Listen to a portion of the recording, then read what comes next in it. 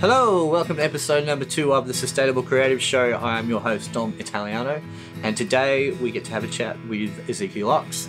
Zeke and I met on audition day for a Jesus Christ Superstar production back in 1996, and we became fast friends, and ever since we have made a lot of music together. We've done some touring together, and we've backed each other up at times when we've both gone through some pretty rough stuff. So I knew he'd be great to have a chat to, not just because of all that stuff, but ever since I met Zeke, he has always been super creative, but importantly super productive. He's always delivered that creative output out into the world, and always got lots of projects on the go, whether it's touring with his band Mammal, which he's about to go to London with, his other band Full Scale, his other band Over-Reactor, whether it's his acting or even the folk rock stuff he's done that I've been involved with, which is the Ox and the Fury. So this, as I imagined it would be, this is a great conversation that we cover lots of different topics, from the serious to the silly, from the political to the heartfelt. So hope you enjoy this conversation, and be back next week with Helsinki. Cheers. Ezekiel Ox, welcome to the Sustainable Creative. Thank you, Dom.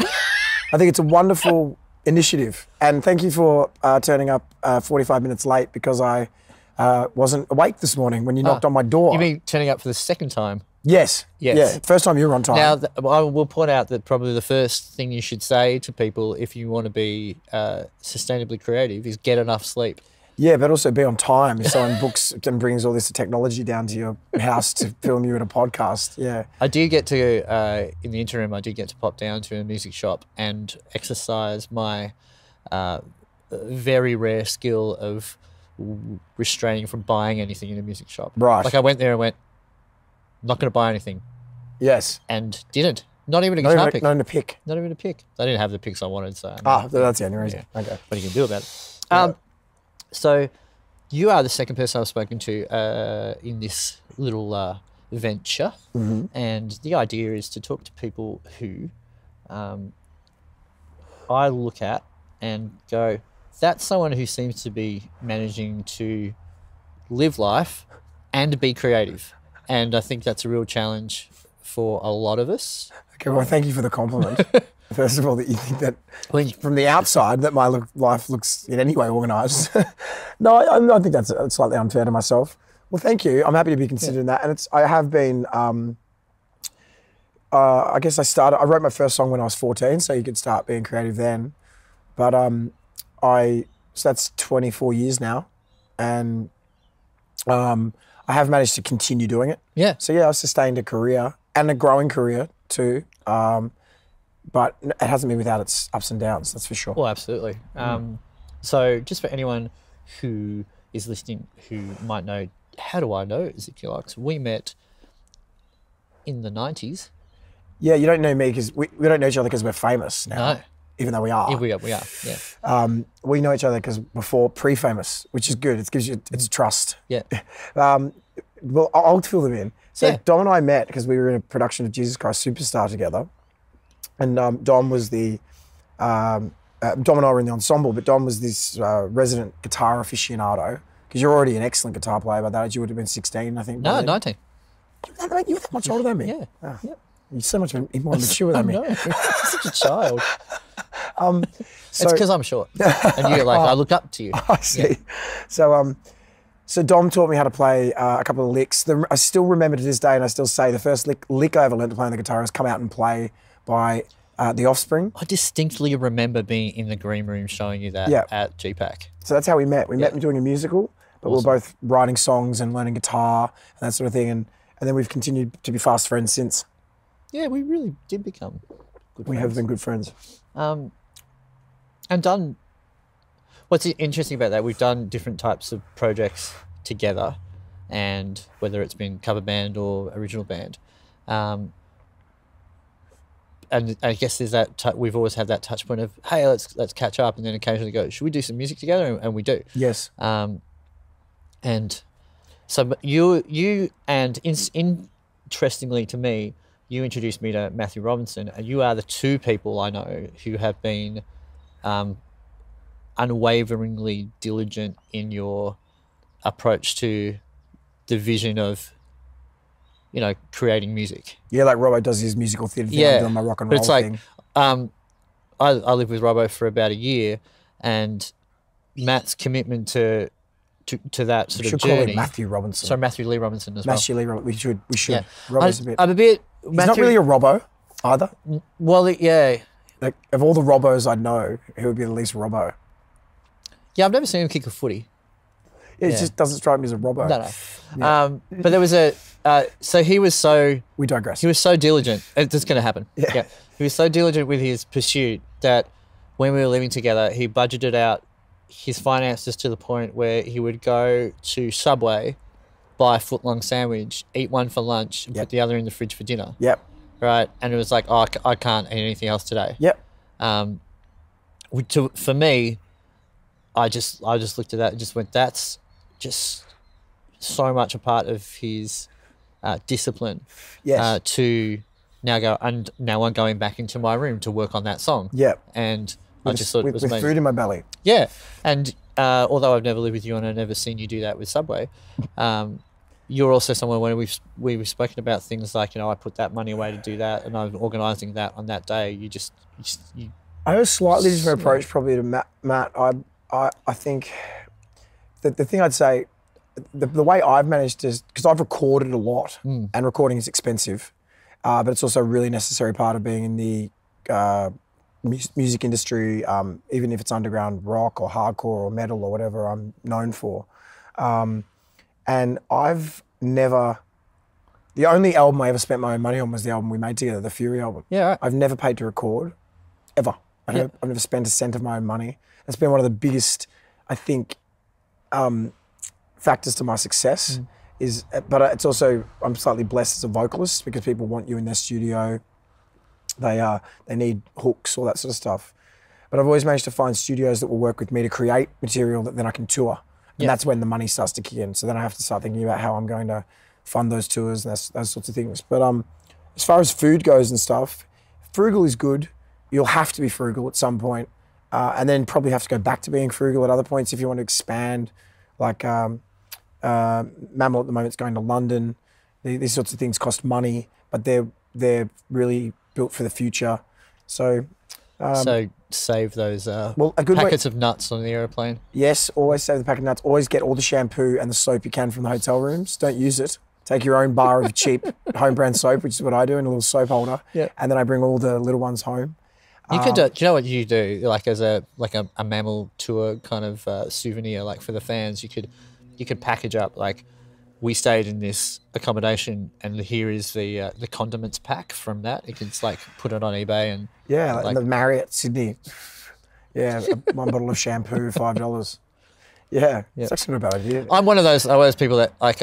I'm an ideas person, so I'm that step far below Elon Musk, like where he has good ideas and then can make them happen. But I have these great ideas and just move on to the other thing. Yeah, I had this idea the other day of having like a sticky tape on sensor that you like put on your bladder. Yeah. But for kids, for toilet training. Right. Well, you say you've got a little boy, and then when you were toilet training, it's like, we're about to go for a drive for an hour. Do you need to go to the toilet? The kid goes, no. Yeah. And then like 8 minutes later in the car, it's like, I need to go to the toilet. Like, but if you've got the sensor and the app, it's like, you need to go. I know you do. You're 98%. Have you seen Black Mirror where she puts the chip in her daughter's head? Oh, yeah. I didn't. I watched 25 minutes of that. Went, I can't watch this anymore. Yeah, this is too full on. You missed the climax to that. Yeah, I didn't want to see it. Really awful.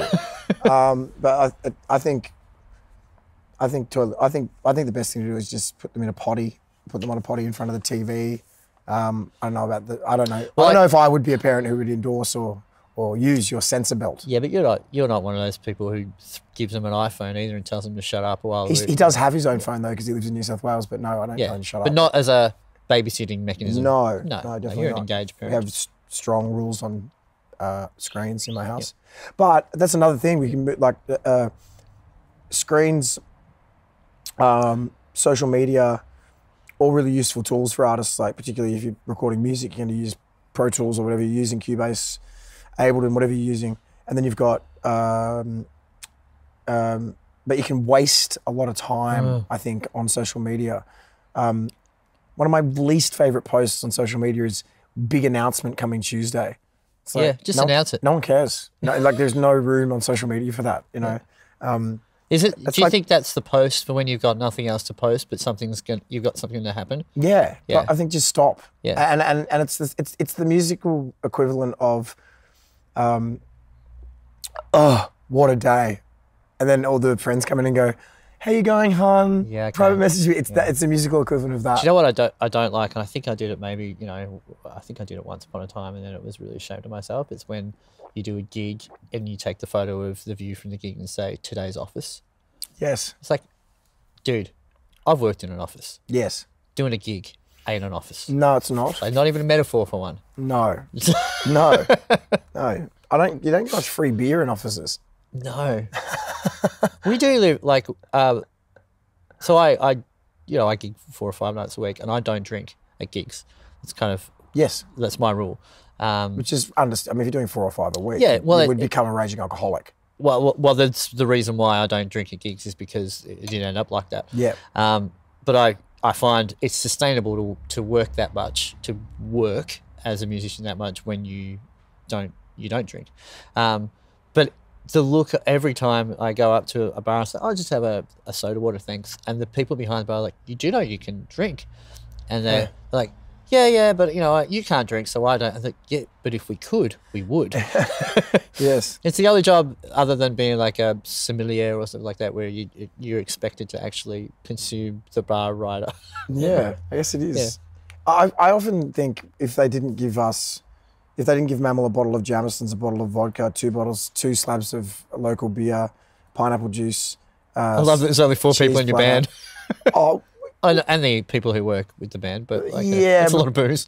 if they didn't give us that, they could give us the $300 extra Yeah. that they spent on it. I often think that we could go and buy our own bottle of Jameson's if we were feeling in the mood. Because it's there, you tend to drink it. Yeah. As opposed to going, oh, we'll take the money and then run. Yeah. But It happens too, like in the cover band scene, they're like, we'll provide drinks and a meal. It's like, okay, so you're giving us like $150 in a bar tab or something like that, and that's probably going to cost you $70. Just give us an extra $70. Yeah. And I'll make a chicken sandwich at home. Yeah. Yeah. Yeah. And I can make a week's worth of chicken sandwiches for that. Yes. Yeah. Indeed. I've got a few things I thought I'd like to talk about. Yeah. Because what interests me is how different people approach even that we were just talking about, things that you might do at a gig or practices you might have. Something I've always really been blown away, and even since when we were young with you, is you just remember lyrics.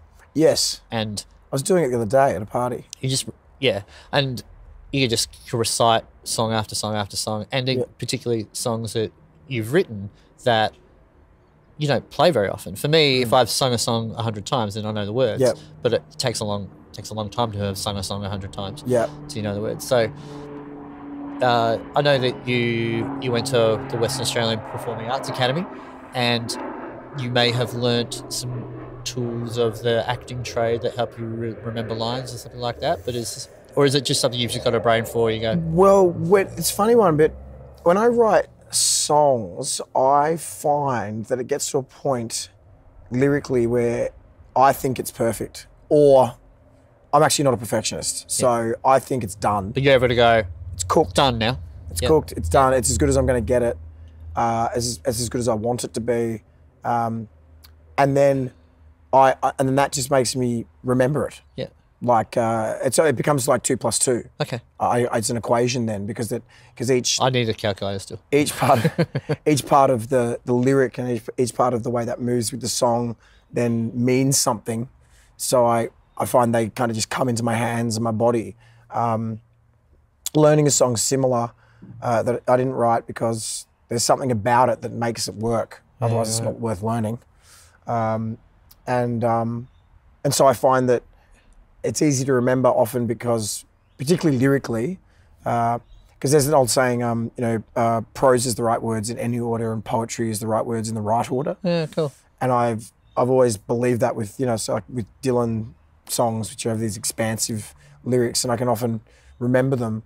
I just think that there's something perfect about some things that are worth knowing, and so I don't sort of it never sort of comes up. I just Yeah. think that like once they're in, they make sense, and I can't forget them. Yeah, I would. That's awesome. I wonder if the distinction between you and I in that respect is that I think I have a little voice that says you're not really good with lyrics. You don't really remember them, and so You're not good remembering them. yeah. So you're not really good remembering. Because you write good lyrics. Thank you. I think so.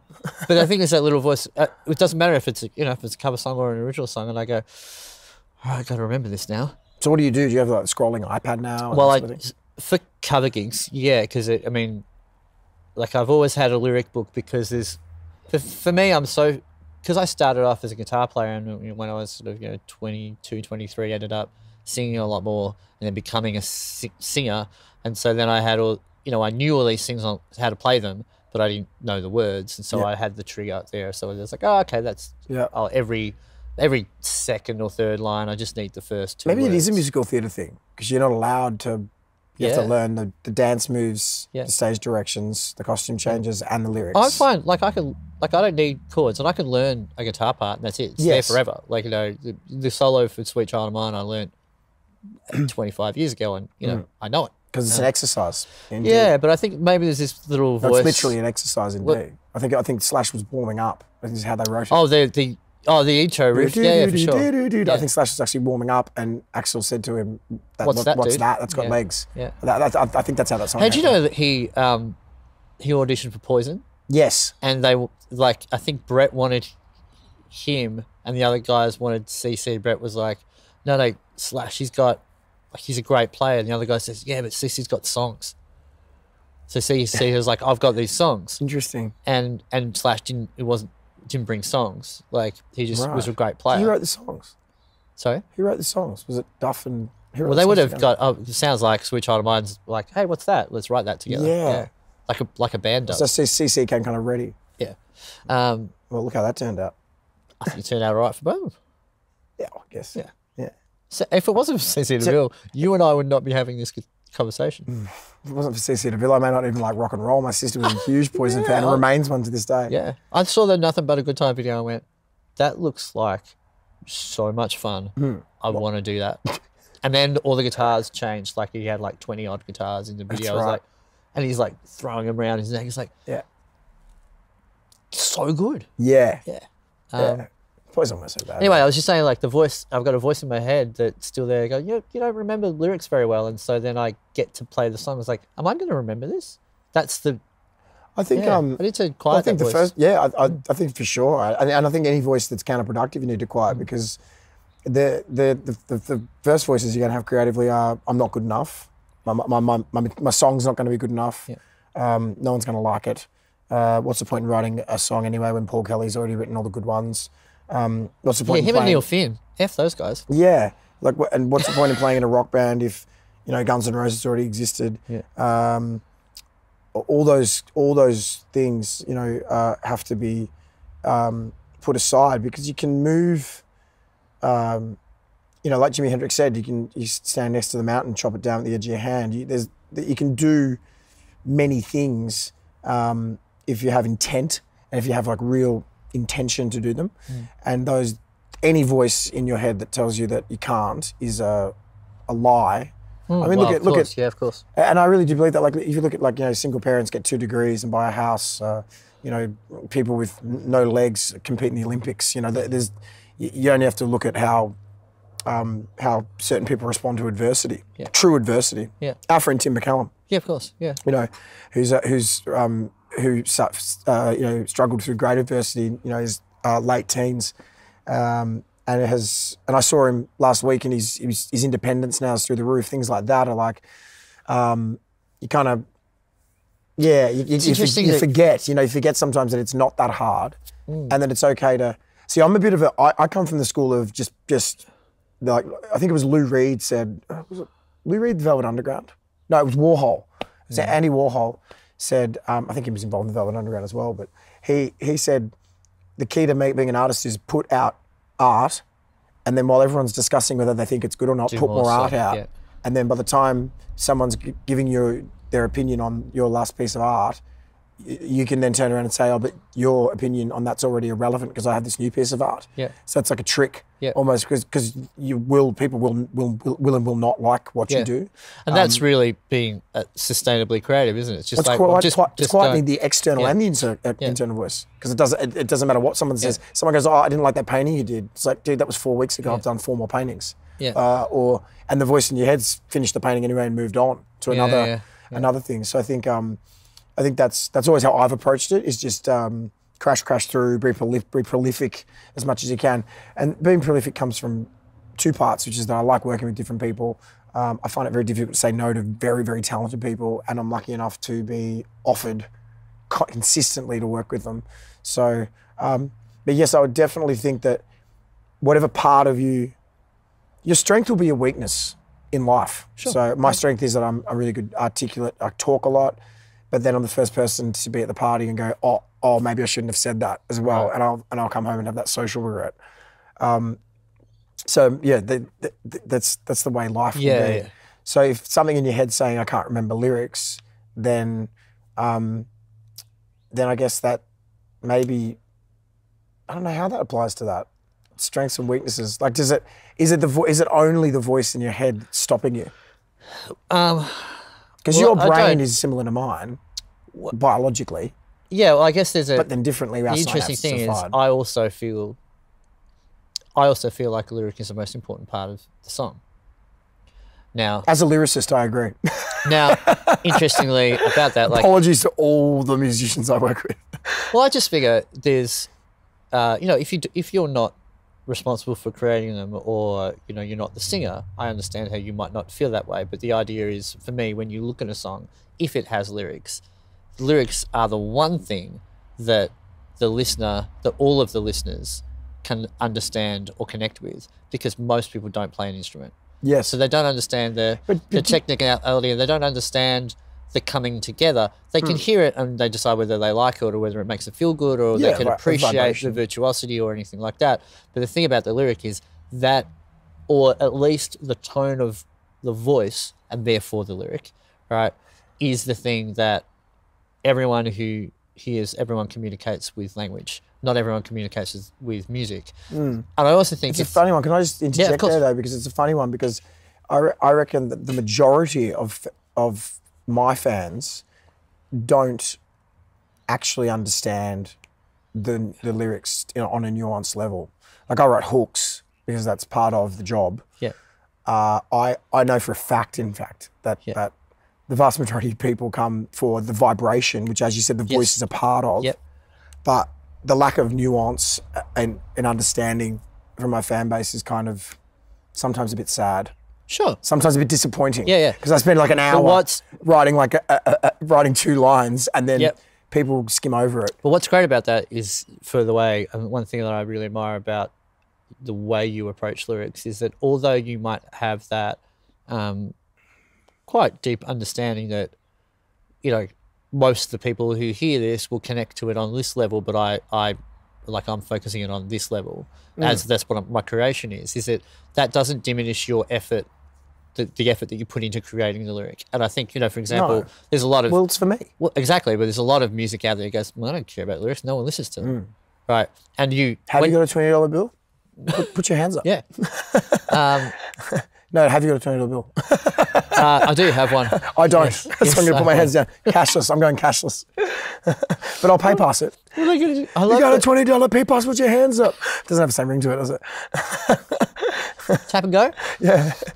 Hey, cute story. A couple of years ago, my brother's daughter went to the school canteen, and because she had like a little purse, and got like one of her mum's like expired cards, and went up to get something from the canteen. She's like, grade prep. Goes, did you take pay pass? Did they? No.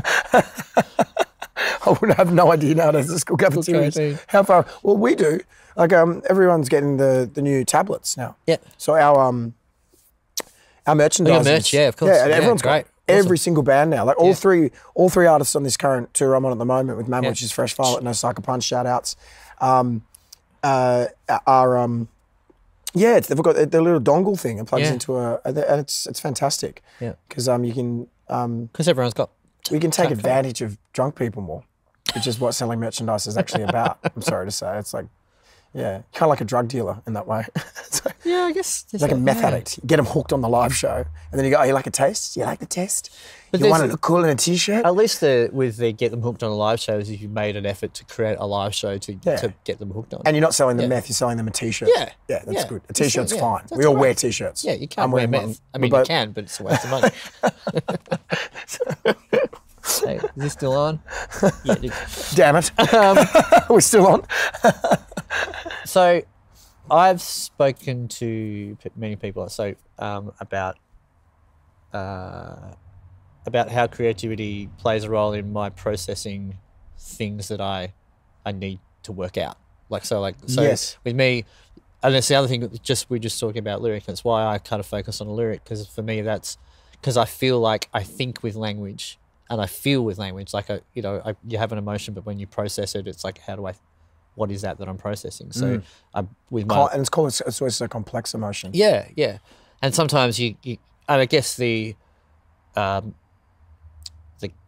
greater grasp of language you have, then the more I say while I'm stumbling with words, then the more you feel like you can pinpoint what it is about the situation that you can. I'm kind of hooked on that right now. I need to work on that. Yeah. So you create music, and you poetry, spoken word stuff. Yeah. You do a lot of with your solo show, a lot of on the spot, like kind of rapping, I guess. Improv, yeah, freestyle, rapping. freestyling. Yeah. Something I came to later. Freestyle. Which is interesting to me that you seem to have investigated, I guess, explored the idea of sitting down and really working on using lyric as an expression, and then going, right, I'm in the moment as well, like doing both of those things, which I really think is cool. Do you feel, or how do you feel about the difference between expressing through language and expressing through music? I think music is... Answer that any way you like. Don't even have No, to answer I've that actually question. I've thought about it. It is a question. And Amy Wirt, a woman we both know, Yeah. who's now a conductor and an amazing, remarkable, musical artist. We were talking once, and she had the argument that you can't. I'm gonna get this wrong, and if you watch this, Amy, I'll tag you in it, and you can explain it better, I'm sure. Amy's a conductor now, so she's probably far beyond the capabilities of both Dom and I to do that. Musical conductor, by the way, not bus. Yeah, or electricity. We all conductors, we mate. all We're I all guess we all are in conductors. the end. Yeah. So but it was a discussion about whether or not music can have an emotion. So if I listen to Beethoven's Fifth and you listen to Beethoven's Fifth, does that sound, which has no lyric, does it have an emotion? And I was of the opinion that yes, it does. Like Wagner will make you feel, but she was arguing no, because your experience, your context, like for instance, there's a theory that heavy metal music is dangerous for people, out there.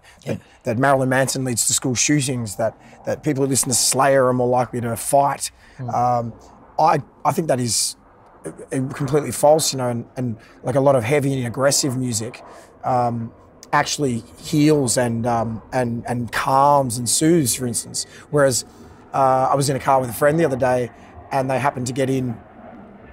When you turn the key in your ignition, you haven't been in your car for 2 days, and then the CD you were listening to last comes on, and I was listening to Metallica's "And Justice for All" because I picked it up for 50 cents at an op shop, which by the way is the best. If you've got I've got an old car, which you can't teach new tricks, but its old trick is it's got a CD player, and all op shops now have CDs for nothing. CDs for nothing, like 50 cents, $1, $1. Sometimes you pay $1. Yeah. You can get all the classics, the ones that sold millions. Like I've got Michael Jackson's "Dangerous." I've got Alanis Morissette's "Jagged Little I've got Pill" Jagged the other Little day, Pill. and it was like it's such a great, amazing record. I paid $1 though. Yeah, I mean, I've owned it a number of times. Yeah. So I was like, that's $1, and I haven't listened to that for ages, and I can pay $1 and have that now. And what an amazing record. Yeah. And Taylor Hawkins from Foo Fighters played drums on it. Oh, Is that the truth or is that a myth? I don't know. He was in her band, So he was in a touring band. I know that. I don't know if he played on it. Right. But he was definitely in a touring band, and then found out that Dave Grohl was putting together this band, and went, "Can I join the band?" He's like, "Dude, we're going to be in a station wagon, drive across the country." He said, "I don't care." So he left stadium touring with Alanis to do the Foo Fighters. Good move. No, what a mistake. Oh, I mean, Alanis Morissette's great. It's a joke. I don't know. Yeah. It could have worked out well either way. Alanis Yeah. Morissette's great. Yeah. But you would have less gigs. She's not hard touring like the Foo Fighters. Not anymore. She was, yeah, But, at the time. But yeah, so I think music is an emotion. To go back to the question, I think music's a very subjective thing, and a lyric can be subjective as well. But I think that it's like when I write now, I'll get sent Dropbox folders of 14 songs for an album, and then I'll have to respond to them in a vocal way, and I do that in a freestyle way. And that's something that I guess is really important to talk about, because it changed my entire creative process quite late. I used to write lyrics, take them to the band, either fit them into something they already had, or I would say, oh, I think this groove would be good. What I started doing when I met a bunch of hip-hop people when I was working in a bar, sustaining my career for a period when I was working at the Laundry, which is still one of Melbourne's premier hip-hop venues. There was always a lot of MCs around there. And at the end of the night, when we're kicking everyone out, they'd often have these things called ciphers. For those that don't know, a cipher is basically 6 people standing around, 1 or 2 people are beatboxing, and then MCs are swapping freestyle raps. You're supposed to do freestyles. People slip writtens in cheekily to get going, but which is fine. And I had my first go with this guy called Elf Transporter, who's a legend of the Melbourne hip hop scene. And he said, just do it, just have a go. Because I was a singer. Yeah. And I remember I got like I was appalling. I was just terrible at it because it was my first go. You have to be willing to be appalling. But there was like 2 lines in the middle. There was like 2 bits in the middle where I got it. And because everyone could get that, because everyone in the cypher knew that it was my first go, they all were very encouraging, and they were like, "Oh, you got one," you know. Yeah. And then that practice at freestyle that I did, and I did so much practice, whether it's in the kitchen with my son, rapping about something funny that happens on the streets with my friends. I started practicing, and it became a really useful skill in writing because it basically tapped me into my subconscious. Yeah. So I'm trying to talk to people, you know, I want to, because you know I'm gonna talk about politics. I want to free the refugees. We want gay marriage, you know, which we now have, you know, and we have all these different problems with the world, which I'm all about fixing because I want to fix the whole world. And I found that what I was doing was very didactic and like polemic. Yep. And what happened was by freestyling, I started finding ways into stories. So instead of saying free the refugees, I'd tell a story as a refugee, or instead of saying date rape is wrong, and a prevalent problem that probably someone you know has scarily experienced for sure. Yeah. But I would say possibly committed is even the scarier thing that we're trying to confront at the moment about what being male is. But that's a second section. But that song became a song by Over-reactor called Word, which was, which was about a male going through the thought process of what he would take from a woman. So which is quite a dark place to go, and not a place that I would go in my head. Being an enthusiastic consent guy, but it took me to a really dark place just by meditating and going, okay, I'm going to freestyle. It doesn't come up perfectly the first time, but this thought process, you know, like what do you get if you freestyle the thought process, someone who's not you? And then all of a sudden you get something more interesting, something that's maybe even more likely to connect with the fan. Yeah. And something that's not just beating them over the head. Date rape's wrong. Free the refugees. Yeah. Like, well, it's like, I mean, that's like acting through music, isn't it? When, but you're doing the freestyle thing, but you'll hear actors when they actually really talk about a role, and they go, well, obviously, Anthony Hopkins playing, you know, Hannibal Lecter, like he's acting, right? But he's exploring the side of what is it like to go through that? So like kind of creating control. Whereas someone else has written a script, but eventually you're writing the script and you're starting through just kind of riffing language. Or maybe you're creating a space that can then have a story developed. See, for instance, you know, Anthony, it's actually not a bad example because Hopkins wouldn't have approached this and thought, Hannibal Lecter's awful, but Hannibal Lecter doesn't think he's awful. Yeah. Hannibal Lecter's having a great time. Yeah. Hannibal Lecter likes control. He likes to play games. He likes to be in control. I would say would be the main driving force behind any psychopath or narcissist.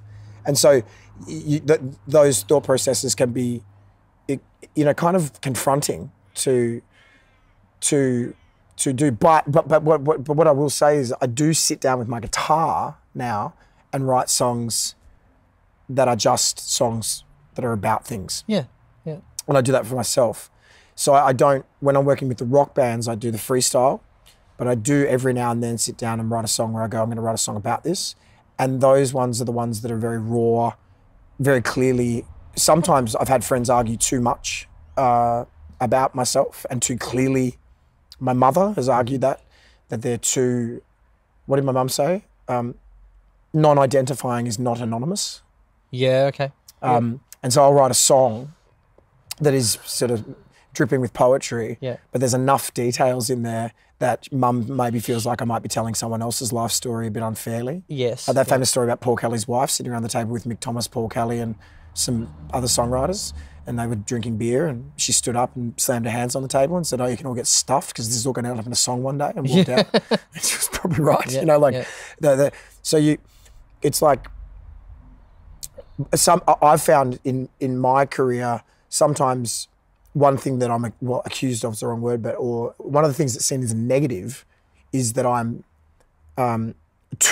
lay myself too bare personally, but also that I lay my ambition too bare. Yeah. And that is something that can really challenge and confront people, you know, like, why should we give a fuck about what you want kind of thing? Yeah, or your opinion. More like you think you're better because you know you're good. And you know you deserve to be heard. Yeah. And I have no problem saying that. Yeah. And you know, and you've got something that you think's truly special and unique. I've run into problems with that, and you will. Snoop Dogg said the same thing. You can't keep picking people up. He said, oh, he tried. He came from the ghetto. Yeah. You know, he said he'd give friends $50,000 and 6 pairs of new shoes because he had a Nike sponsorship, and he said, and certain friends would come up, and certain friends you just couldn't help. Yeah. And I find that. Like the idea, you can't bring everyone with you, but I'm a bit of a divide and conquer kind of artist. So I demand a response, and that response will then decide whether you're with me or against me. It's a bit George Bush, really, isn't it? Post 9/11. It is. Yeah. It's actually quite a nasty tactic. It's quite Machiavellian as a tactic, but it doesn't matter because I'm not trying to incarcerate people and although with politics I'm trying to figure out a better way to govern people, a better way we can govern ourselves. So I try to say, whose side are you on, mine or the people that aren't on my side, and it creates fanaticism which leads to an ability to sustain a career. Is that an issue with just the process of, I mean, you just said, like, you know, whose side are you on? Like, one of the things that I have an issue with, just the way the world is, like, people have sides. It's like, but that's very you. Yeah, true. And I'm very me. Someone said to me, I was just in my little trip while you were getting ready, and I went to the music shop.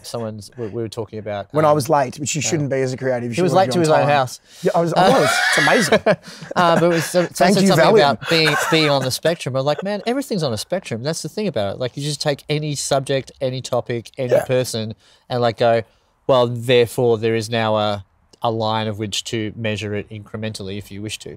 But everything's on a spectrum, but at some point there's a line. There should be a line drawn on that spectrum. Well, it's exactly. Right? And I said so homophobic granddad sitting around making a poorly thought out argument as to why gay people shouldn't get married because traditionally when he grew up they weren't. Yeah. However, the nice guy that serves him his bread at the bakery, who he knows is a gay guy, he has no problem with him. Is one spectrum of homophobia, and you'll still have Christmas dinner with Grandpa because. Yeah. Because he will put in the qualification that the nice gay man is a nice gay man. And then you've got people putting up homophobic propaganda or beating up. That's another end of the spectrum. And so at some point on any spectrum, there's going to be a line where you will have to choose a side. And then we can enjoy the spectrum. Yes. So there. It would be my argument, and whether it's right or wrong. Yeah. Because you are, yes, everything's on a spectrum, but I am always willing to decide at some point that there will be a line thrown down, and that can move. Yeah. It rarely does, because my lines are pretty, I don't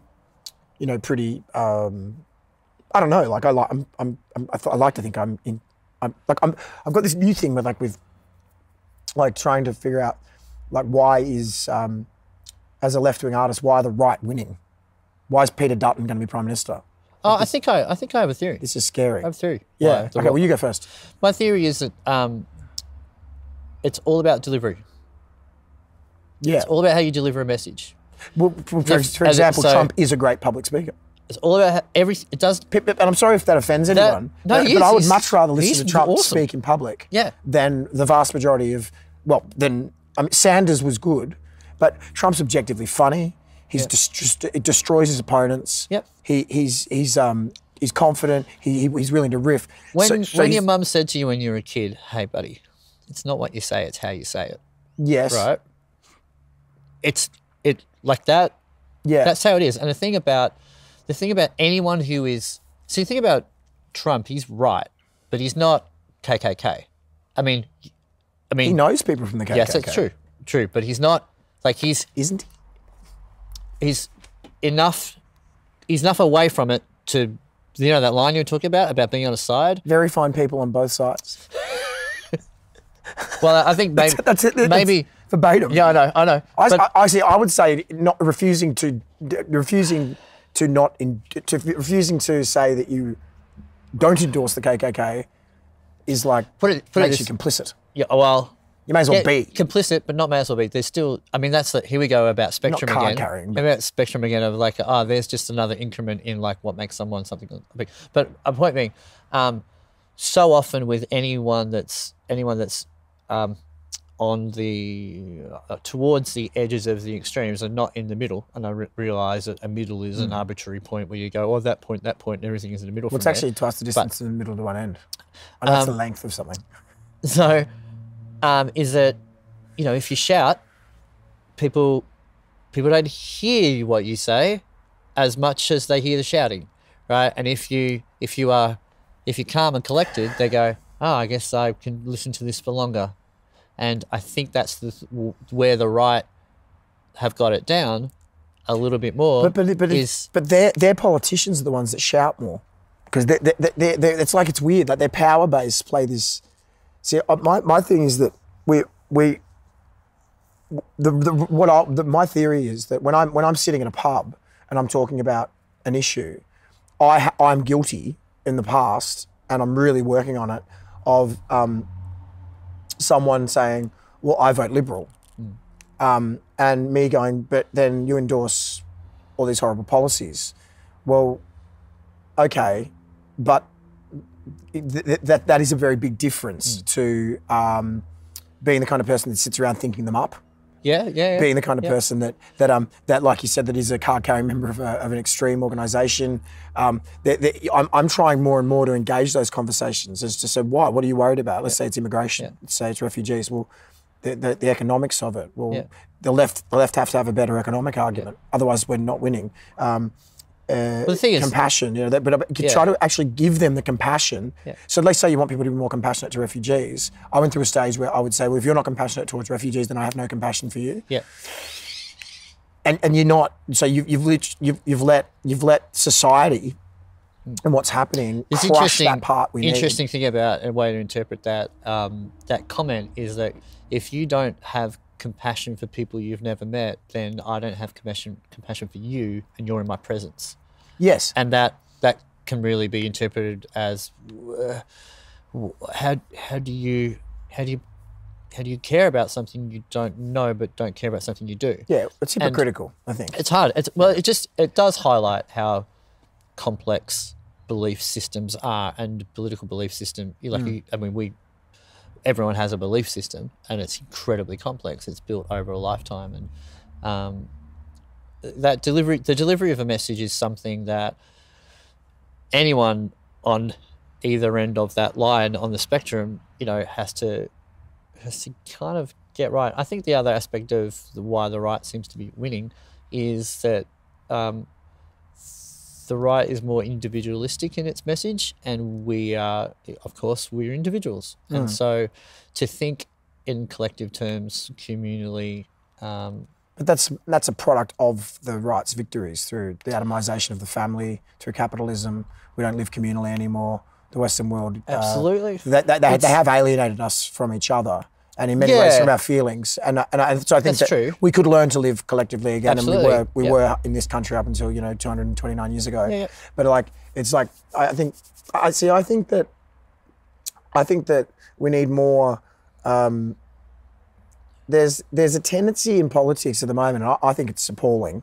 I think it's really concerning, and the reason Trump has been so successful and will win a second term. I will say that right now. I agree. He will win a second term, 100%, and he'll win it with a majority this time. Because, America is better for a lot of people. No, a lot of people see enough change to. No, I think that's hook, line, and sinker stuff. I think America's gotten a lot worse. I think there's more inequality. But by the by, what they'll do is, there's a tendency. To not. Keating was great at it. Whitlam was great at it. Considered more left-wing people in this country. There's this sense that everyone's supposed to be friends in politics, and if you want to actually be in politics and not just vote once every 4 years, which is fine if that's what you want to do and look after your kids and have a job, which is more than acceptable life to live. Then it's become this thing where everyone's supposed to be so well mannered, and I actually think that politics should be about destroying, attempting to destroy your opponent's ideology. It's brutal, but people see it as, and that's where Trump's winning. Is he doesn't go, well, yeah, Hillary Clinton's an excellent statesman and she has great relationships around the world. However, I believe I can build better. He goes, she's crooked, she's a liar. You haven't got her. And he's right. Correct. That's true. That's the problem, which is why it's the Democrats that lost that election, because Sanders. Well, they just put the wrong candidate up. Yeah, but maybe we digress to politics too much from the creativity. But I don't know. I'm saying I want to see more aggression from the left in destroying the real shitty opponents. So I don't want to hear Well, it's interesting you say that, because I don't want to hear people say we have to engage in debate with certain people. We should be. Keating did this in Parliament. I mean that. Well, for me, that's just absurd anyway. I mean, but it was hilarious. Yeah, but that's not the point. And it was engaging. So yeah, it's like. That's part of the fun. What do they call it? Showbiz for ugly people. Yeah, Politics, I think the interesting thing for me that I don't know, and I'm not particularly political in what I'm interested in, but I think the way politicians behave is absurd and childish, and I have greater. I apologise. I have greater expectation of people who are in charge of the decisions for the country. But the other aspect of it is and why I think it's an interesting point of the idea of you think you should destroy your opponent, and I don't disagree, but I also think of, and I like the analogy of left wing, right wing, same bird. It's why aren't they all fucking working together to make? Because you can't work with fascists. And they're the hard right. Yeah, true. You're not you can't work with communists either. You can. Well, there you go. I do. But that's so is my mother. But here's the idea: if you make one statement and then you make the equivalent opposite statement, and then you go, you're actually working with people, and people in that job should basically be. They should just be administration, and the administration is to do the job for the people.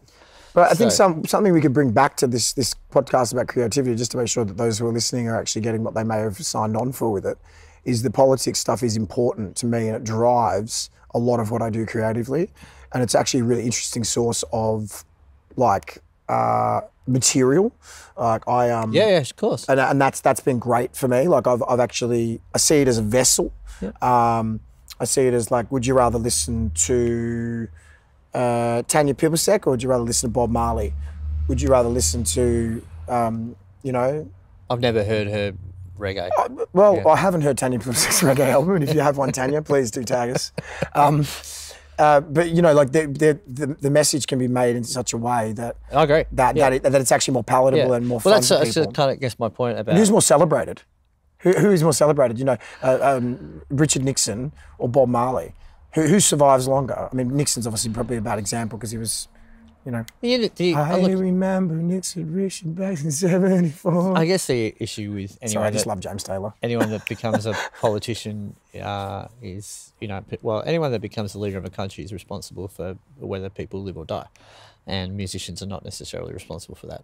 No, and there's an element to that where. But then again, I get sent. I would have been sent 100 emails and messages online, and keep them all coming. People, I respond to all my messages personally, where people say your music has saved my life. I reckon 100. I reckon we've received at least 100 saying, I was going through this, I listened to your music, and it literally stopped me from killing myself. That's true, but you didn't decide that for them; they did. No.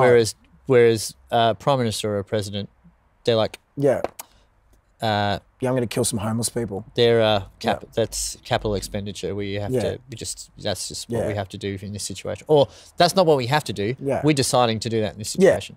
The idea of just go, we're cutting funding to that, we're putting funding there instead. It's like, well, cutting funding to that literally means people don't get medication or whatever, and that's it, they die. Yes. And that's an interesting point about what kind of person Nick is says that prepared from to Mammal. do that job. Well, Nick says, remember, we're not curing cancer. When we get stuck in a songwriting session and we're getting all, you know, antsy. No, it has to be like this. The problem with people who... And Nick actually says, mate, we're not curing cancer. It's just a rock song. And it kind of just to bring it back. Because you get really... I was about to ask you a question that must be on that 16th note. You know, ask away. But actually, the point, interestingly, about people who Am I good at this? I feel terrible at this. This is my first podcast. I feel like I'm like tangenting, getting off topic. And that's exactly what I do. Oh, yeah. okay. This is life. I want to... This is your brand.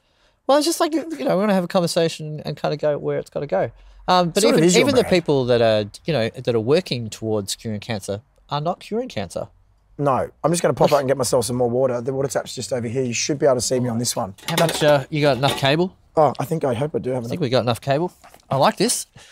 This is a good, in front of you. This is a visual element of the show. Yeah. Oh, actually, how far are you going to go?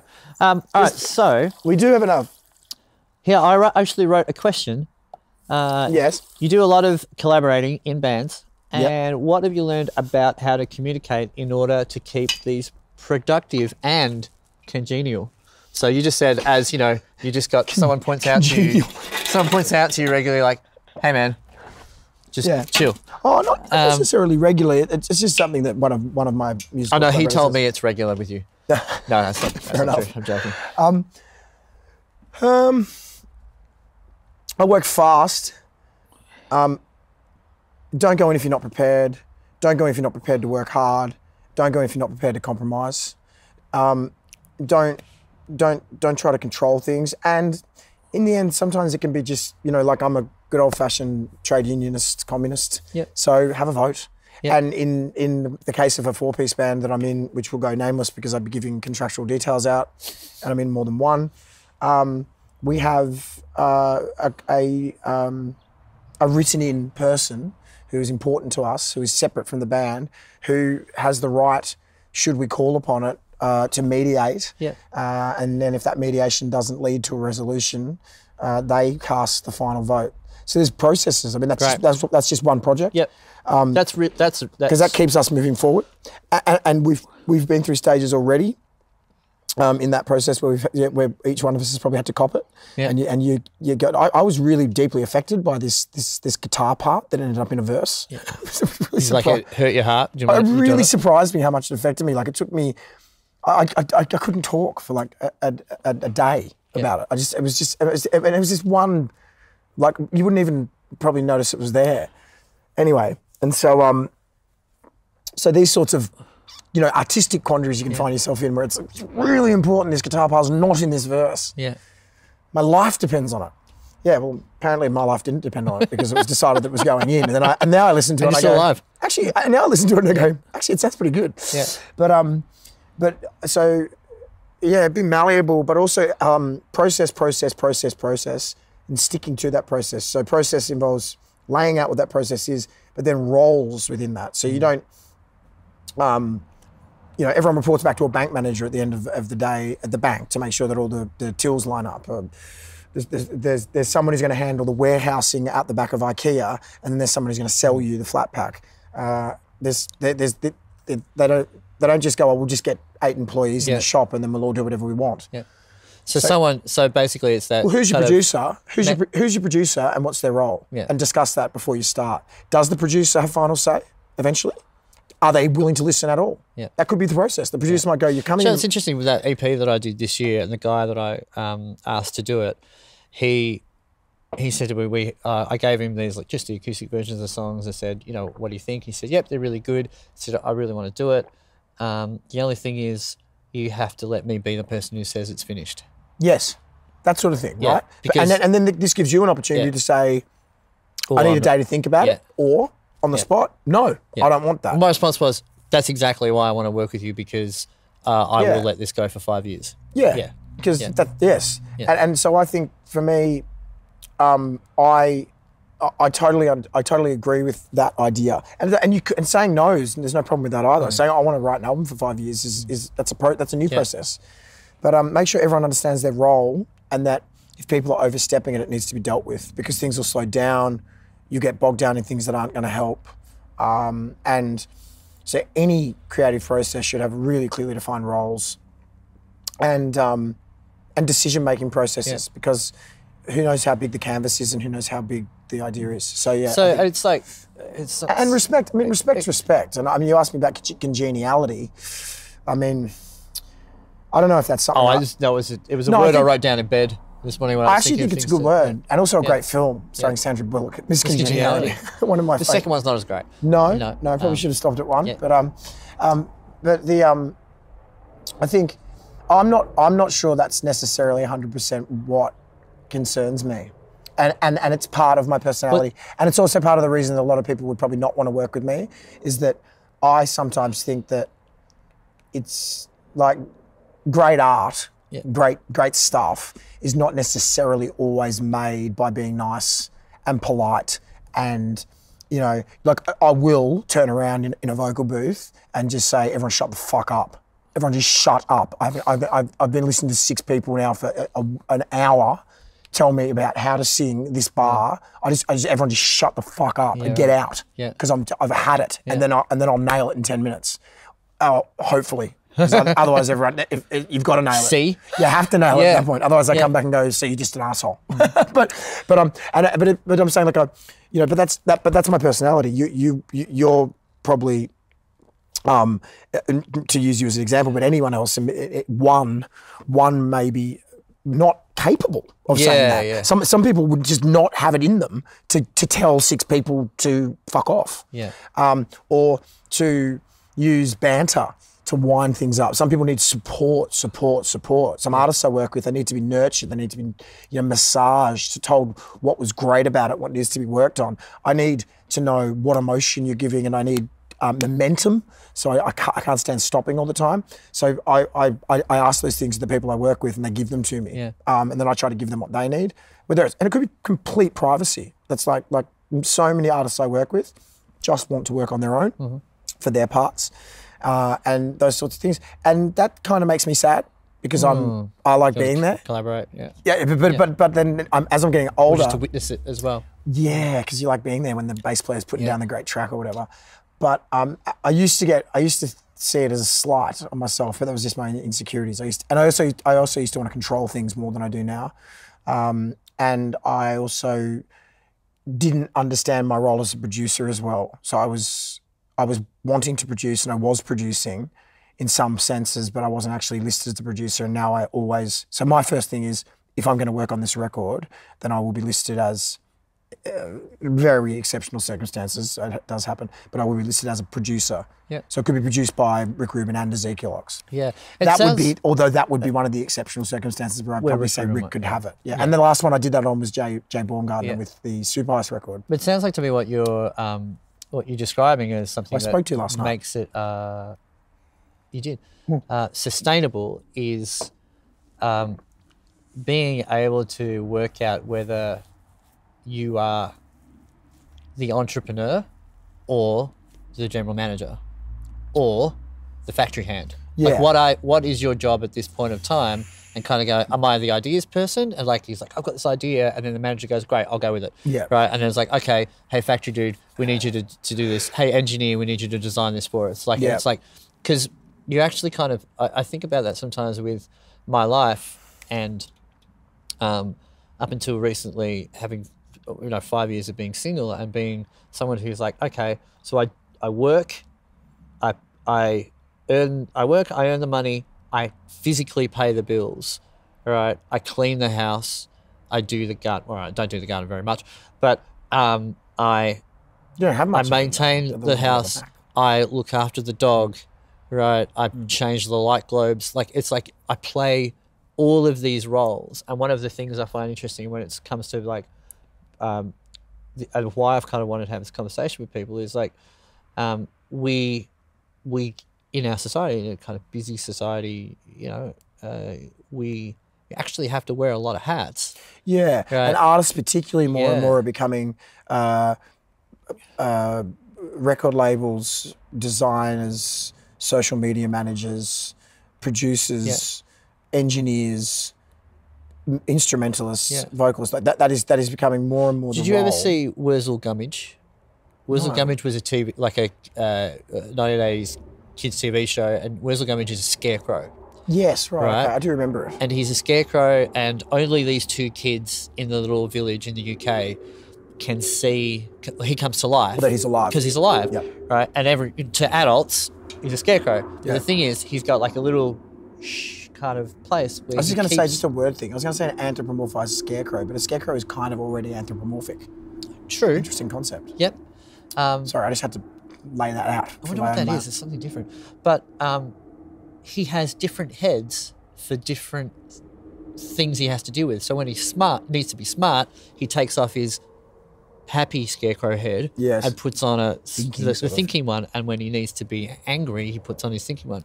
And I think there's I wonder what it is that makes it sort of more conducive to being able to flow between taking the hat off or the head off and then doing that. And sleep. Well, that leads me to my next question to you. Yeah. Not about sleep, but Good song by Dom Italiano, by the way. oh, About a chocolate bar that would give you 8 hours sleep. all right, that'd be good. See, I'm that ideas guy. It's a good song too. I'm the Elon Musk of Literally is. songwriting ideas guys. That's still working. Good. You also, you're a very physical performer when you're on Yes, stage, particularly very the bands. physical person. You live not another life. Another aspect of your life is that you are a football umpire. Yes. An AFL umpire. Well, not AFL, Australian rules football. Yes. Yeah. Like not an AFL football. Nothing does my head. No, I would more. love to. I would love to have managed to get to that level, but no, I will not. No, just be with bothering. Like, when they say MCG. AFL football, Yeah, it's like Australian Football League football. yeah. I was like, An that's ATM funny. machine. Yeah. So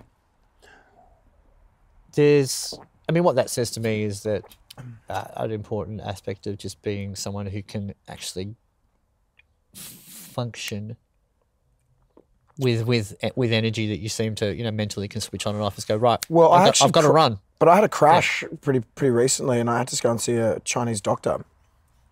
Because I was on stage and I started having these stabbing pains in this right side when I was singing. It was going on for gigs. I was not enjoying singing. I was singing in some of the worst pain I've been in my life. I've torn hamstrings and things like that. It hurts. I'm not. Obviously there's childbirth. Yeah. We're not No. we're not man-fluing it. Yeah. Excuse me. And But at least you get something from childbirth. I couldn't sing. Yeah. You get a kid. You're like, oh, look. Yeah, but this is terrible. And I wasn't enjoying singing at all. It was really worrying. I'm thinking I was hoping on doing this for at least another 20 years, Yeah. So if my manager actually did some excellent management, and he decided that he was going to send me to this doctor called Irving Lee in North Melbourne, and he said to me that I had this ball. So basically what's happening, I'm stabbing pain here in my right side. Walking off stage completely and utterly exhausted to the point where I can't even stand up. Yeah. Sweating profusely, more than I would when I was umpiring a game of football. So theoretically, all that umpiring fitness, the 20 kilometers a week should be coming over into it. But none of those benefits are coming in. And well, there is a point where physically you go, all right. But what happened was there was a blockage in the top of my shoulder, which was stopping my message I was sending from my vocal cords because you resonate here. Yeah. And he did 2 sessions of acupuncture and massage. And in the second one, he put acupuncture needles here and here. And I felt my entire back of my soft palate and the back of my throat release and change, it go back to a point that it hadn't been at in 10 years. Yeah. And I realised how much I'd been, I smoke, as people saw at the start of this podcast, which I shouldn't. And I do play gigs which go late, and I do enjoy talking to fans, and my music involves selling T-shirts to people that are passionate. You don't just pack up and go home because you played covers, which I've done, and I do. And I found that I guess what I'm saying is at 38, I hadn't realised that I was hitting middle age. Yeah. And I was really running into some problems, and so I've been managing that, but it's also by just doing that little bit of work, it's actually given me like a whole new lease on life. But I think like you've got to look after yourself, like physically. Be aware of your body. Sleep, as much as you can get, if you're on tour particularly. But then again, there's those nights where I just stay up writing, where I just can't sleep. And if you are an insomniac and you've got an idea in your head, just get up and write it down. Start writing, do the work if you can. Yeah. And then you have that work-life balance where you might have another job. You might have a 4-year-old to get up to the next day. Yeah. So there's all these different things, but I think the sort of physicality stuff for me is I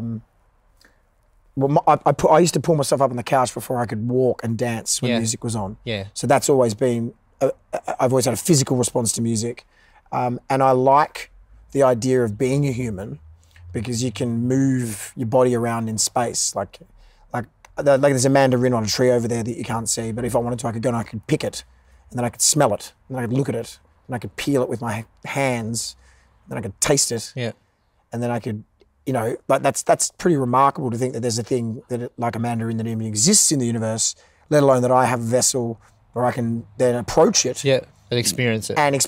And then a mountain, I can do the same thing. Or I think that I've always loved that being in my body. And it's really important for me because I spend a lot of time in my head. So I find it important to just move. Ask you a question. Sex is great for it, by the way. Oh, I've got no idea what you're talking about. I mean that. And I mean that, and I mean that, and I just mean that it's probably one of the better ways I've found in my life to get completely out of my head when it's good, when it's working. Yeah. I spend plenty of time in my head doing it, going, "What the fuck am I doing?" But I'm sure everyone has. Where's that button? No, I mean, as in like, should I even be here? Yeah. As I'm sure everyone has. Anyway, question.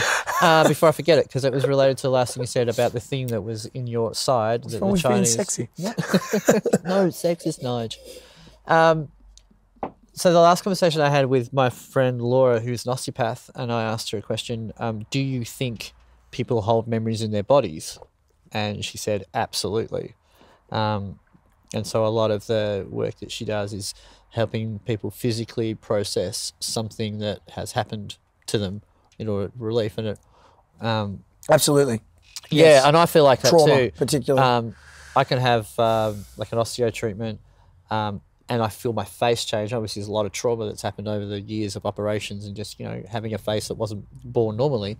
And I can feel bones move and cartilage move in my face, like when I'm not being touched, like I'm not actually physically being touched. It's really interesting stuff. So I probably They really did nail it, didn't they, with you though, Dom? They nailed what? You're such a handsome devil. Whatever happened, it was a really good job. Sorry, I just had to throw that in there. Next 100 episodes on Sustainable Creative, Ezekiel Ox, the only guest I'll ever need again. Luckily for most people, this is an audio podcast, not a visual one. No, that's not true. It's very unlikely. In fact, if you're on the audio podcast, put on the vodcast and check it out. Oh, I thought they called vodcast, vidcast. I call it a vodcast. Yeah. A vodcast. Yeah. It's so much good. Rhymes with pod. I love it. We just made that up. Yeah. Quick. Yeah. Quick, get some shots. Cut it out before we get. No, we've recorded it. Oh. Today's the day. Stolly. Actually making a vodcast. So, do you have a question about trauma and stuff that was talking Yeah, about? well, I just so even that I'm not necessarily I can't speak saying physical trauma or mental trauma, but just generally there's something stuck. No, I don't mean physical. Physical trauma is you put an ice pack on it. It's a biological thing. I don't think that what was it's in my shoulder. unconnected, yeah. What was in my shoulder was total trauma. Yeah. Because I'm not much of a hippie, right? I'm more of the kind of guy that will go down the street corner and really like knock over a Nazi's propaganda stand. Yeah. I'm more of a hippie. Yeah, yeah, I'm not like peace, love, all that stuff. I'm like, no, sometimes you got to fight. Yeah. And I fought very hard for lots of different things in my life, and on a very personal levels as well as political levels. But what was in my shoulder, I'm convinced it was related to my father's death, and then the separation from. Not when I say separation from my son, I don't mean I'm separated from my son. I see him; he's coming down for Father's Day. When that all kind of happened. Yeah. But there was this period where I went from living in the same house as many do these days to not seeing, to becoming the secondary carer, as they say, which is, it's difficult looking after a kid, but it's really difficult longing for your child as well. And apparently a friend of mine in Newcastle, Ashley, if you're watching this, said that the right side of the body is where you store your male. This is a theory, a healing theory, and the left side is your feminine energy, and this side just feels completely loose. And my mum's still alive. I've got two amazing sisters. I got my wonderful niece. Yeah. I've got been blessed to have amazing female friends and lovers and all that stuff I was talking about. So that's all okay, but there was something here which I know was directly linked to those two compacted griefs, and because when Dr. Lee freed it with his physical, he actually said to me in his slightly broken English, this is a very long time. Yeah, was what he said. This thing I'm clearing is old, and I believe that we store particularly traumatic events, which is sad. Yeah, because sometimes it's hard to remember spinning in the park with your child, or that time the dog did something really funny and the whole family laughed. We remind ourselves of those when we're in our relaxed moments, but the traumas are what get really deeply, and the reason is because we laugh together when the dog does the funny thing. Yep. But we so often choose as an individual to say, I'll be okay. I have to be okay. I have to go to work tomorrow. I have to, well, in my case, my father died. I started to look after my son. There's the first thing I've got to get on with. So you say it's, and I'm not bad at grieving, but it's there. And if you're not confronting it head on and headlong, then it will come back to bite you in the arse. I really do believe that. Yeah. And it did me really hard to the point where I was in physical pain. But when it was cleared, I started understanding previous relationship breakdowns better. Yeah. I started understanding my relationship with my son better. So this is a physical blockage I had. You could feel it when he massaged it. But then he cleared it, and then all of a sudden I felt like I had moved past that trauma. Yeah. Like a hose had been kinked, and you're like it's exactly the analogy I used.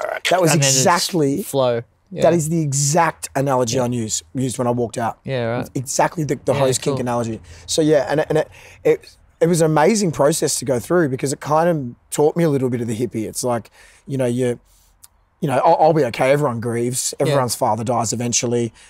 Plenty of guys have separated from their partners, and then that doesn't necessarily mean it's not my processing. No, but it's not. That's my unique trauma. Yeah, something I have to go through in my own unique way, and plenty of guys didn't have to deal with your life, and vice versa. Yeah, and I don't.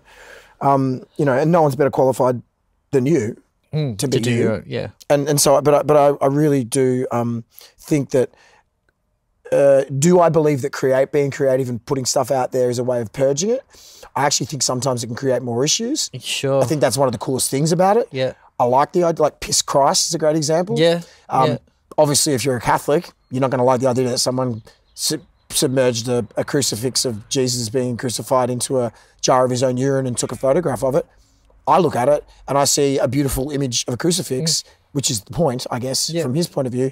But then someone goes into the gallery and damages it because so the art is not necessarily there to heal. Art can be there to agitate. Yeah. Art can be there to instigate. Art can be there to divide, to start something else, or it can be there to heal. Yeah. But you should have an intention when you start creating. Like I might want to write a song to make sure that that person knows that I hate them. You know, like Bob Dylan's "Positively 4th Street." You know, he wrote that after Newport. Brilliant song. Right. You know, about who his real friends were.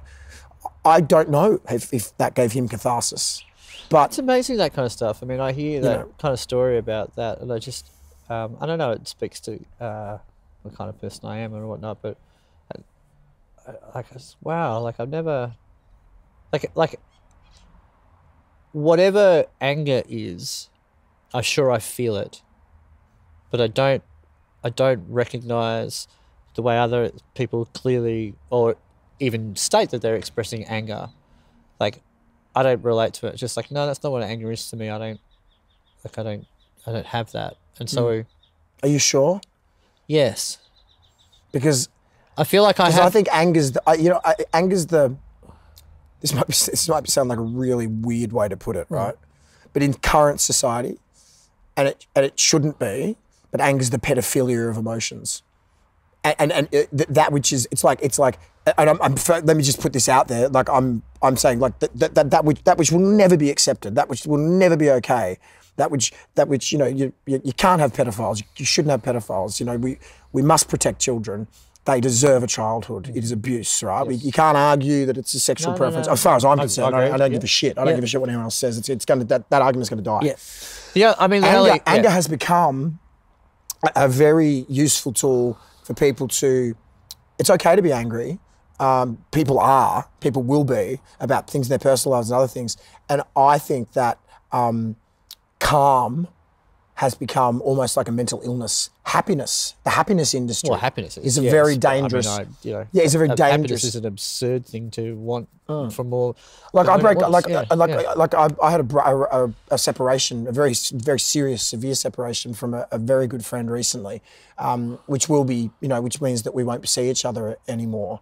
But even that, sorry to interrupt, but even that as a scenario, I don't experience in my life. Yeah, but I was this was a lover though. But I don't have. Finite. Well, I don't have any lover in my history that ended to the point where you go, that's it, we just never speak again. Yeah. So, yeah, I think the point I was going to make sorry. was I was incredibly angry, about many aspects of that, and I think that when I started to really acknowledge that and really think about what it meant, it helped. To acknowledge it, because what a lot of people would say to me is, well, you just got to love them, let them go, and these are all very true. Yeah. And I did, but at times I just had to sit in my room and feel like angry, just really angry that my projection for what I'd wanted hadn't come off. Like angry at myself for letting things back in. Yeah. Angry at them for saying that thing all that time ago. And I think it's become a pariah emotion where if you sat down at a pub and someone said, "How are you today?" and you said, "I'm so fucking angry about like this thing that this friend said to me about something," people will, and I know because I am that person that is more than comfortable to express my anger, whether it be through song or in a conversation. People will go, "Well, man, why are you so angry?" And my answer is always, have you had a look around? Like, if we're talking politics, well, God. Yeah, sure. But as far as, you know, and I've had some really good conversations with friends and some very new friends about that, about actually the spectrum comes back into it, which is that I believe that it's really healthy to feel all of it, and it's okay to feel all of it, emotions, because you can't control what goes on in your head. Talking about emotions, I feel that anger and disgust and all these sorts of things, which you don't want to feel because they feel awful, they need to be felt and they need to be discussed more openly. And I think people don't tend to tolerate discussion of them because they bring things down. Yeah. And it could be why we're stuck. That's interesting, because I guess, you know, I still go back to, like, anger is not something that the way you describe anger, I don't feel that. Well, like, do you know where you see a lot of anger? Funerals. Really? Interestingly, absolutely. I've been to a lot of funerals and wakes where I have seen some serious outpourings. Is that lamentation of just kind of like, I think it's now that this is final, I didn't get to do what I needed to do while you're alive, and I'm fucking angry about it. That would be one way of looking at it if the relationship was good. But sometimes it's, this bastard's dead, and I never got to say it because you weren't allowed to say it because they were abusive. Right. No, do you know what I mean? So these outpourings of this, you know, it should be a celebration of a life, but some people hurt. Some people won't walk around their whole lives hurting everyone. Yeah. And I've seen some of the most like almost impossible to confront, like eulogies where someone said, you know what, this is what this person actually did to me and stuff. Wow. And that's okay because, and some people say it's inappropriate. Some people go, how inappropriate at a funeral? I'm like, why? What a perfect time. If they did it, they did it. But they're not even here to talk. They're not even here to hear it. Yeah. So they don't have to go through it. Maybe it was better said, but anyway, I'm just. Oh, it's interesting. I digress. Your anger is a gift. Zach Delaroche. Yeah, I was talking to my partner recently, and it has to be recent. Who am I looking forward to meeting, by the way? It has to be recent. We've been together for 6 weeks. Yeah, I'm really looking forward to meeting her. If it keeps going well. You know? Yeah, I hope so. It's going well so far. I promise. Although I'm probably ignoring her phone calls right now while we're talking. I was ignoring my keyboard player's phone calls. So. You were down a girlfriend, I were down a keyboard player. Does your girlfriend play keyboards? No. Does your keyboard player girl? But I was saying that... no, that's the answer to both those questions.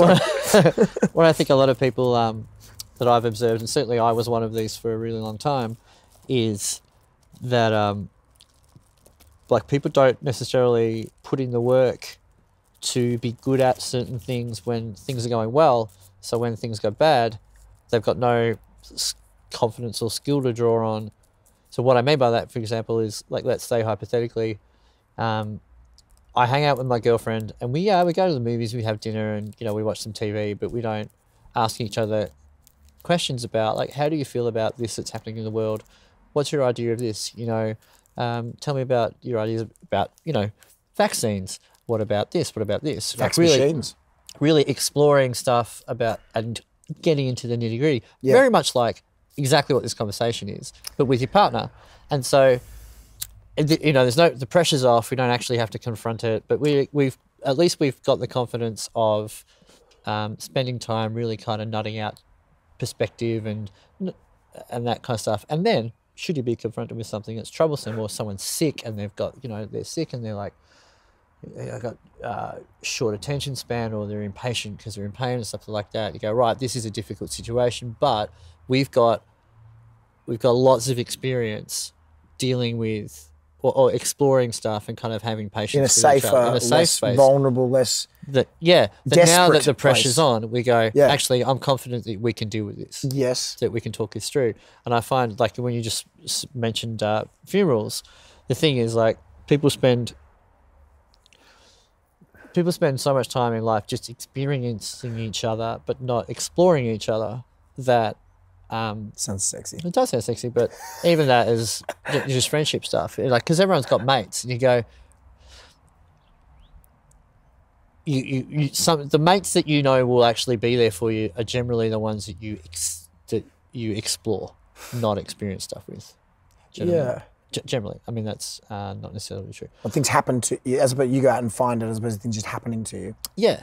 And I think the people. I mean, look, you and I, as people who've known each other for 20 odd years, you know, when we have both been through trauma, right, we go, like, because we've been through a lot of good stuff, but when we do get together, we kind of like, oh, you see the world different to me, I see the world different to you, let's explore some stuff. Like, it doesn't make you a bad guy, it doesn't make me a bad guy, but you see the world different, of course. And then so when stuff has become like a heightened state of like, I'm stressed or you're stressed, you go, hey, you know, I'm just going to tell you about this. I don't need you to fix it or do anything for me, but I know I can tell you, and you're going to go, that's okay. Or what can I do to help? Or once you tell somebody the way that you feel, you can feel it beginning to ease. James Taylor. I love it when you sing to me. I know. I love when James Taylor sings to me. Yeah. I had a bath on tour and put James Taylor on. It was amazing. But anyway, So rock and roll. I think it was awesome. It was, seriously, I can't remember. I can't remember being that happy in my life. I love it. Like, it was seriously one of the happiest moments of my life. Yeah. I think that a band creatively, let's go back to band and creativity, exploration is really important. And the hardest thing can be if you're lucky enough to get into a position where you have an ability to create an income from your music, if it's original music, then you can find yourself like the AC/DC model, whereas bands want to explore, and everyone's, you know, there's always that story of the band that fell off the cliff and everyone forgot about because they did this one really weird album. Yeah. And then you have bands that are set up to explore, like Radiohead, so that's what their fan base wants. I think it's important to continue trying to find new pathways, but what I find is they often lead back to the same spot. Well, that's But cool. it's really fun, kind of going down that way together and going, and you might find one little thing which changes something slightly, but so I think it is important, and I think that the deeper conversations you'll have musically are the ones where instead of going, this is in 4/4 and the chords are like this, it's like, this is what it's about, this is what we're trying to express, this is what we're trying to explore, let's like experiment with this sound, let's experiment with this lyric. That's where I have the most success, creating things that are really exciting and good. So I would tend to agree that exploration is better than experience. Just going into the studio 6 days. But if you go into the studio and explore for 6 days, you might come up with something. The risk is you might not come up with anything. Yeah. You might not find anything. Yeah. Or you might find America and think that it's something else. Turkeys. What do you think it was? America? Oh, I can't remember. Wasn't he sailing around? He said he'd found Columbus. Was it Columbus? Yes. He thought he found something else, but he found America? I don't remember my... Well, he didn't find it. There was Native Americans there. Yeah, they found it. I don't know. They kind of came out of the earth. I think it's a good way. That's a good spot to end. That was a good. That was a good way for you to finish that. Thank you for having me, Dom. Thanks. I look forward to the next time. Yeah, and I wish you all the best with this new wonderful venture. And I'll give you a few names to write down who might be interesting to talk to. Absolutely. And I think too, it's been good. Like, I've got a few people who I know quite well, and some. But I also really look forward to kind of sitting down with someone and going, I've listened to your stuff. I really think it's interesting. Yes. How do you live? Because I don't want to be. Can I finish with some advice about creativity? Yeah. Like, just don't be too hard on yourself. Like, it's the state of being creative, if you look at a child, is natural. Yeah. Everything's an adventure for a kid. Everything's an exploration. Yeah. Just try to get back to that state. Yeah. Try to remember that your book of lyrics only needs 2 good pages. You know, your iPhone with all the riffs on it only needs an album worth. Yeah. You can have 2 hours on there. You don't need. So just keep on going. Like, just keep swimming. Yeah. Just keep going, and at times be willing to find balance if you need it. I so thought you were going to say Nemo. No, but do really don't do things in halves. Like, if you're going to do them, commit. So if you're going to be creative, do it. If you need to go and work a job for 6 months to make enough money to take that time off, then do it. Balance is key. That's where I've failed. Yeah. In my career and in my I have no balance, and that's just who I am. But I'm finding it now, and it's creating. Still on the weekend, like I'll tell you about it after the podcast ends. But I'm still getting myself in all sorts of crazy situations, but it's important to find find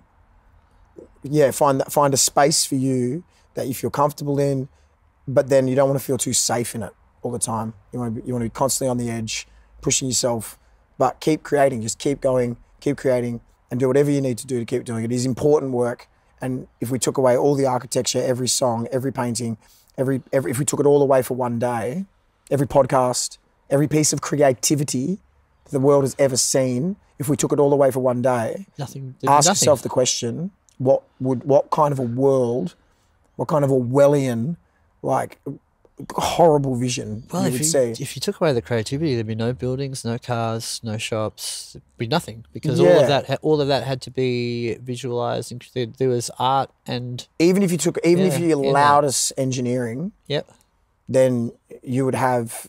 It would be a very bland world without creatives. And so always remember that, and try to remember that when you're paying them as well. Yes. And when you're thinking about, I'll just listen to that song on Spotify and I won't bother buying a T-shirt.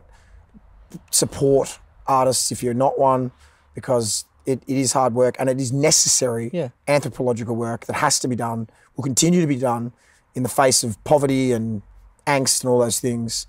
And get ready to eat rice at some point. Yes. Hey, 1 billion Chinese can't be wrong. Thank you. Well, not all of them. I love you. I love you too, Dom. Thank you so much. You're a legend. You're a legend too, Dom.